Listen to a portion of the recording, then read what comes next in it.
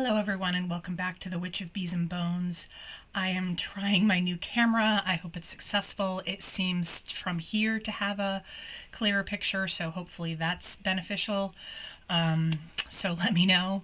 It does have a much wider angle, so you're used to seeing, well, this way. There was a Georgia O'Keeffe print behind me. I've since painted the wall, and I have two prints that are being framed that are going to be going there, but that's why that space is empty. I've been moving things around. So that's that. So I do want to let you all know that I'm going to be doing a Medusa video.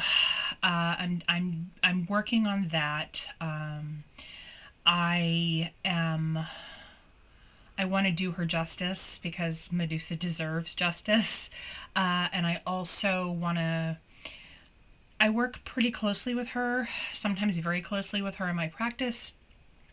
And I just want to be sure that I share what is appropriate and keep private what is private to me about her and my interactions with her.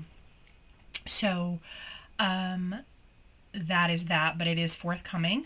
I just want to do, I want to do a really good job with it. So today, I have decided to do the Trad Witch tag. I'm a little late to the party, but I think it started coming out a little bit before I started my channel. And I've seen a bunch of people do it. And I just thought that I wanted to get a video out for you folks and maybe share a little bit more about myself and my practice, and this was a good way to do that. Well, I'm still working on the Medusa piece. I almost said Madonna. I don't know why. This is a very wide angle, so sorry, this is just, this camera is new, but I've tried it a couple times, and I feel like it's gonna be better, so we'll go with that. Hi, baby. Hi, honey. Elijah's very happy that I'm home. Hi, honey. The Polish folk witch, Nomqua, started this, I believe. I've seen a bunch of other folks do the tag, and I've really enjoyed getting to know people in their practices that way. So I will link her channel down below and anyone else that I happen to mention during this, as well as all of my info and all that good stuff. So the first question is, what kind of craft do you practice? Sorry, I'm looking down. I have it written down so I do this properly. What kind of craft do you practice? Folk, traditional, Wicca, modern witchcraft, ceremonial, eclectic. I would say that I'm eclectic, and that is what best describes my practice. I call myself a nature witch, I call myself a forest witch, I call myself a bone witch, I call myself the Witch of Bees and Bones. I take a little bit from a lot of different practices. The bulk of my practice is based in ancient pagan practices. I don't practice Wicca. It's a little bit of a too new for me and what resonates with me.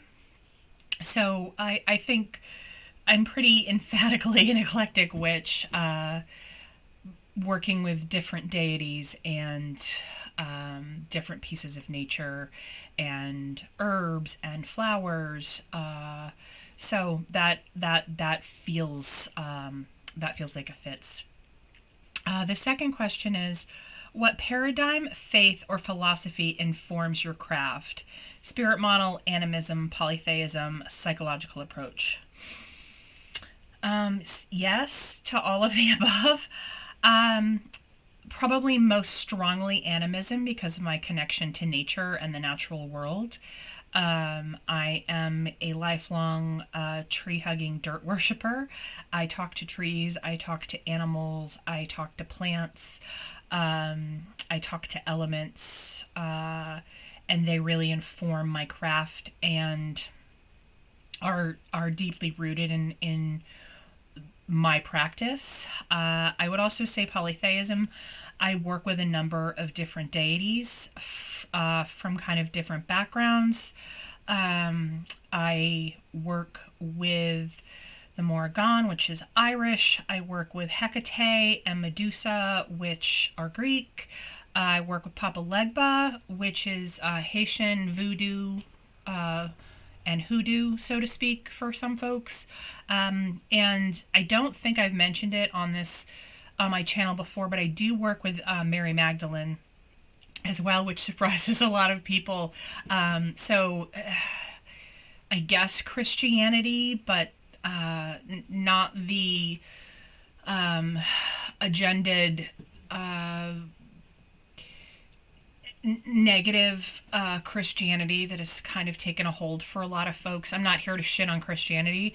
I've got no problem with God. I've got no problem with Jesus. It's just some of their followers have kind of taken a hard right on things, and I think that any sort of faith or religion is meant to fulfill you and not to make you feel shitty or make you feel shitty about other people. So that's that. And also psychological approach. I do have a background in counseling psychology. I was a therapist for people with terminal illnesses. I really love being a witch. I really love otherworldly things. I also really love science, and I really love psychology. So I don't think that those things are mutually exclusive. So a good example is when I am doing a reading for someone, I will get information through myself. And if a person has a similar situation to mine or something I've experienced, before I translate that information, I make sure that this isn't about me, that it's not an agenda, that it's not, I want that information to come through very clearly and through spirit or the universe or whatever name you would like to put on it, and that it's not through me, like about me. Sometimes I will see situations that are familiar to me, and sometimes I have opinions, but I am not there to give my opinion. I'm there to give somebody guidance through tools of divination. But psychology has a place, so I check myself. So I would say a lot of those things. Third question is, what culture is your practice rooted in? I mean, as I stated before, kind of a few different ones. I am a white American woman. I'm German. As far as my ancestry goes, according to, I think it's Ancestry.com, one of those, I'm 64% German. So I'm a white chick. But I align very much with, as I stated prior, Hecate, Morrigan. So it's different cultures, because I feel like I'm also, it's a complicated answer. I've also been doing a lot of work with my ancestors, which has to do with where my family came from and who my family was. And so I do that, but I've also been working with other deity and other energies forever, practically. So the Greek pantheon and some Irish, and as I said with Papa Legba, and then in some Christianity ish adjacent with Mary Magdalene. So I think, sort of, because I consider myself an eclectic witch, I align with different deities and different things from different times and different places. The fourth question is, how long have you been practicing and how did it start? So I'll be 52 next month, and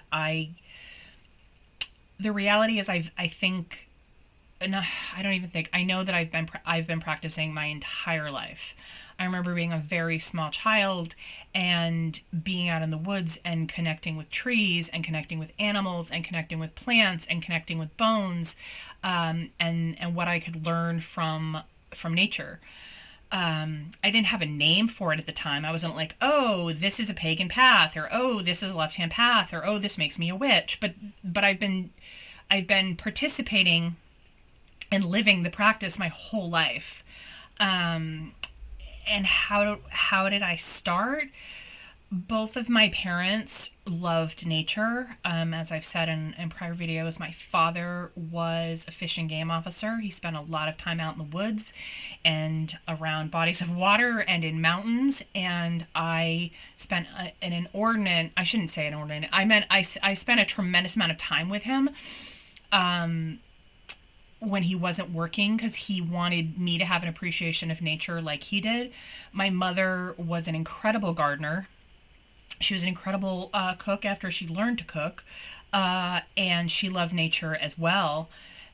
So I think it started with my parents certainly wanting to educate me and make me comfortable with nature, but I don't think I don't think either of my parents would have said that they were pagans or witches, but, and I'm not here to put labels on people that don't necessarily fit, but if I look at their practices in a lot of ways, they didn't do rituals, but nature was deeply important to them. And my father would always say, I don't believe in God, but I do believe in nature.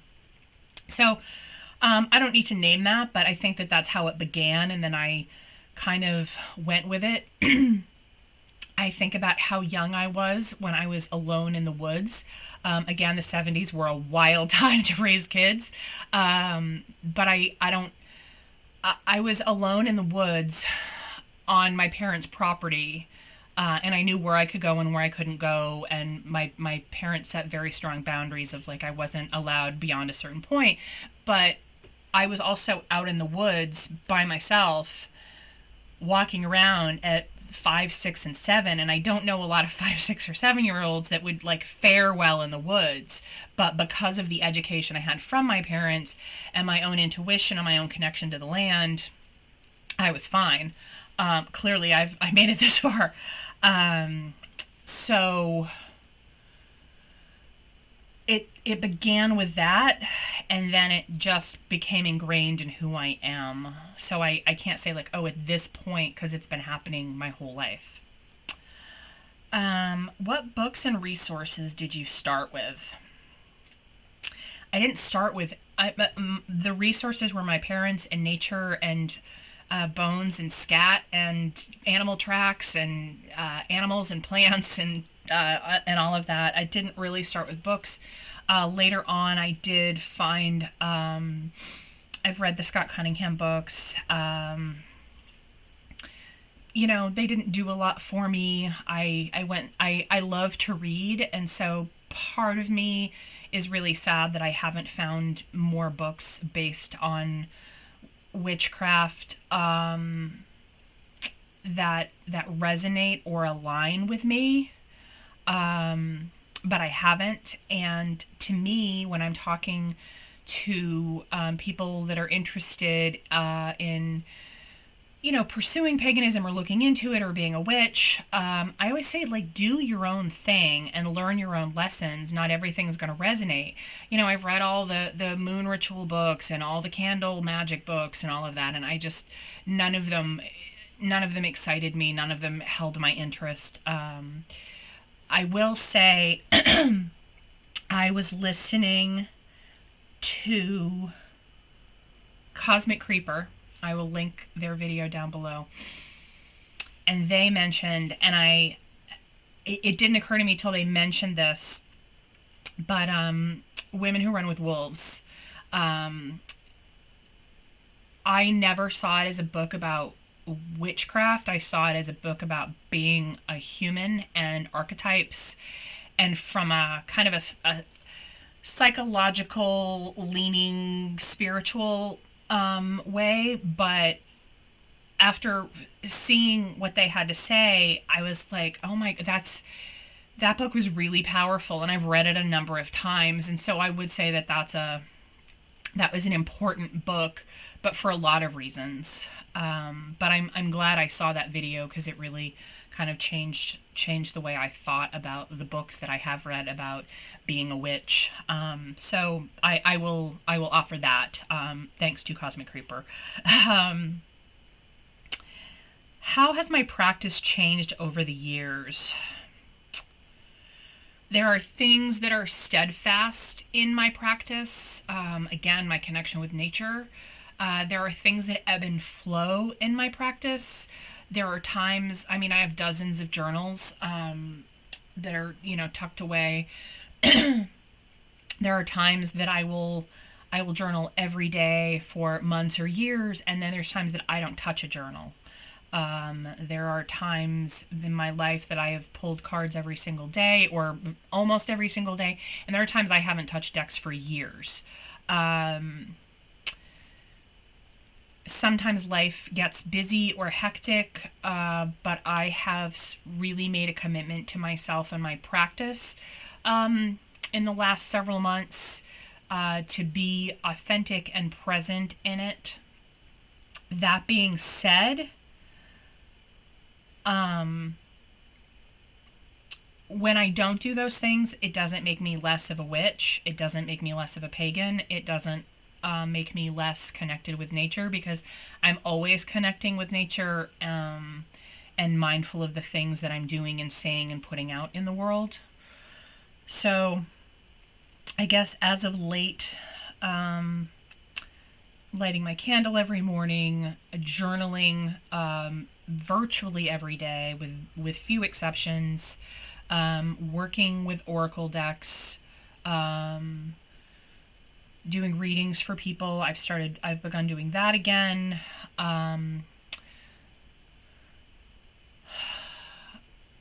Taking really good care of myself also, so I can be more present. Eating the right foods, getting enough exercise, drinking enough water, taking care of myself emotionally and physically. Mental health is a huge piece to that. It's hard to do anything with purpose if you aren't in a great headspace. So, yeah, I think that answers that. What does my daily regular practice look like, and what do I do on a regular basis? So,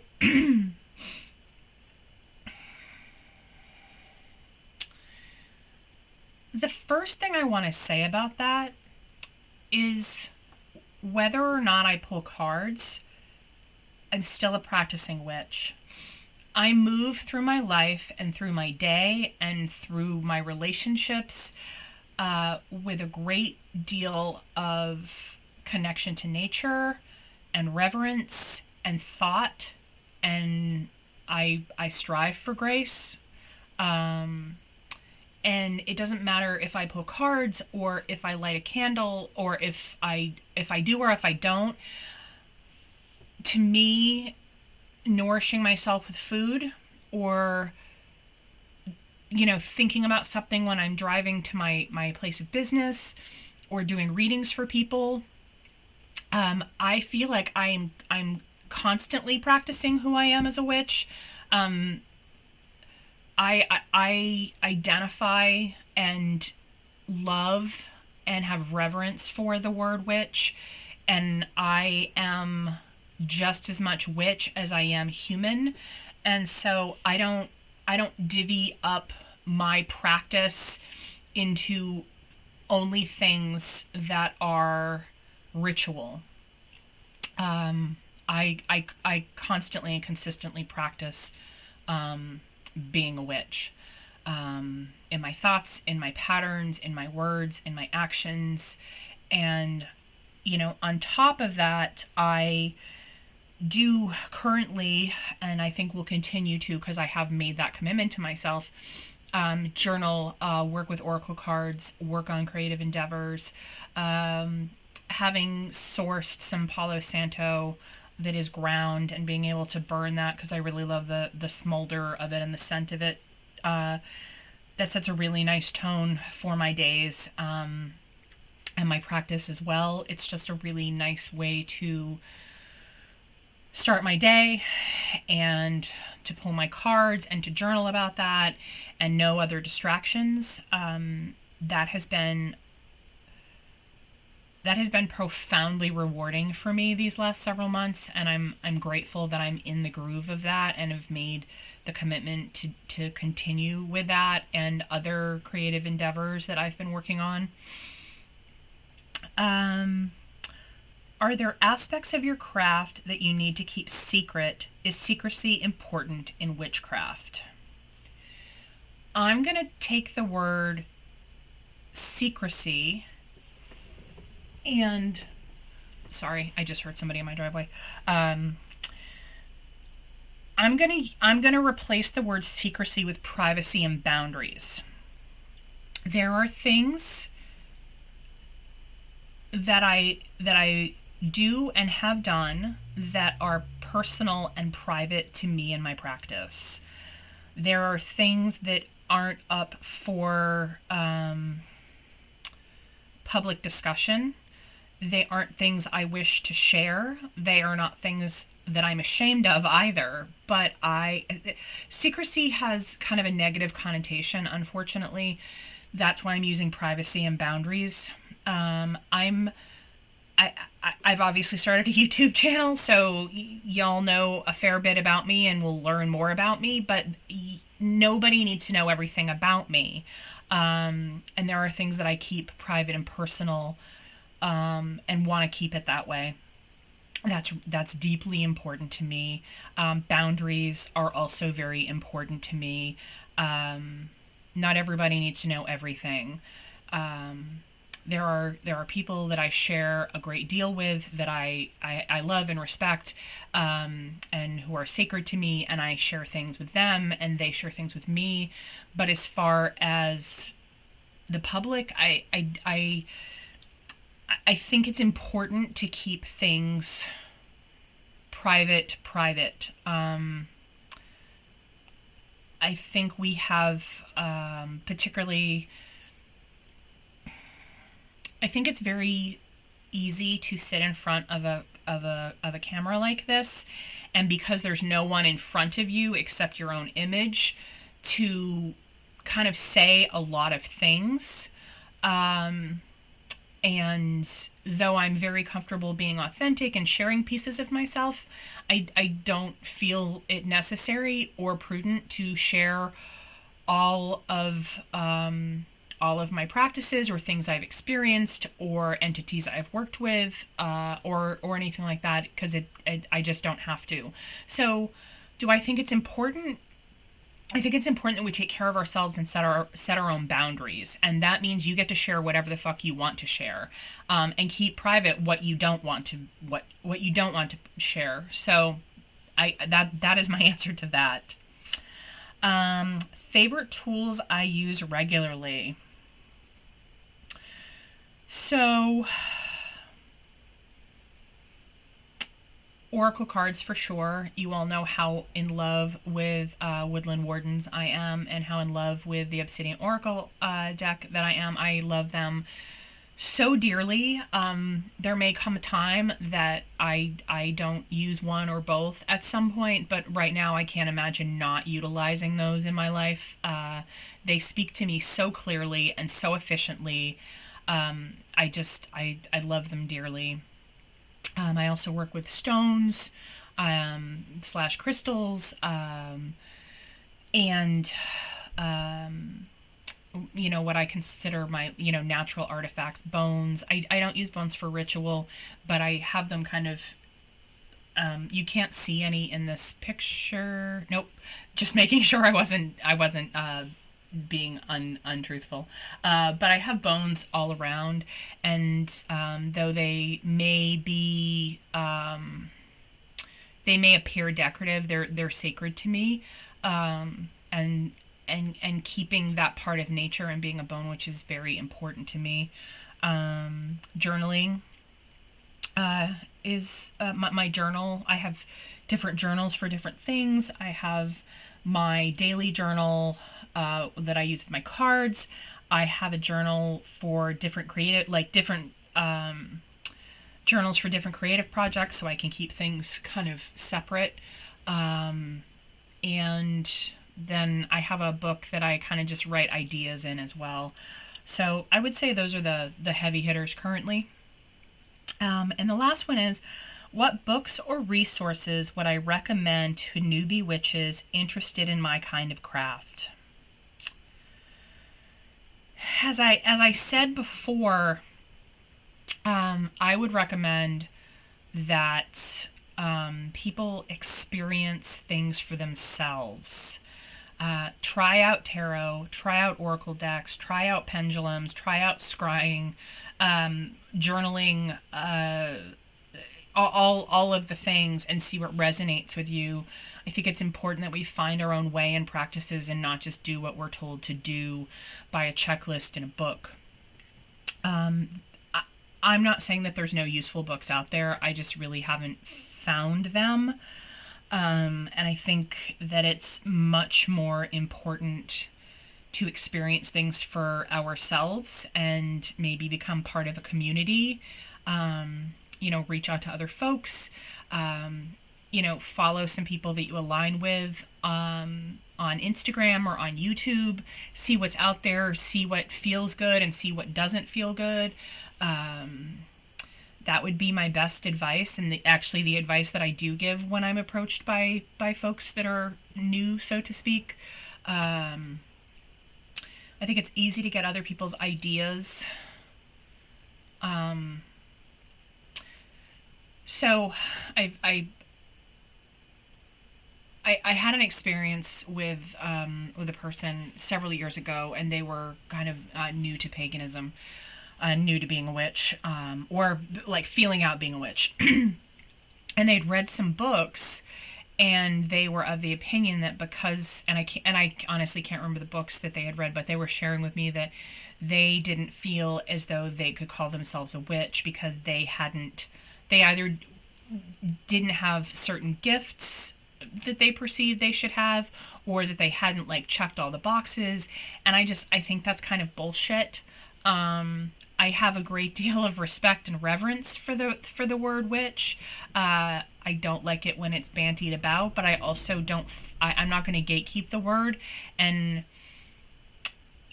people get to call themselves whatever they wish, and it really kind of hurt my heart that this person who had some really strong core values of paganism and witchcraft didn't feel like they were good enough to be that, and so wouldn't use the word.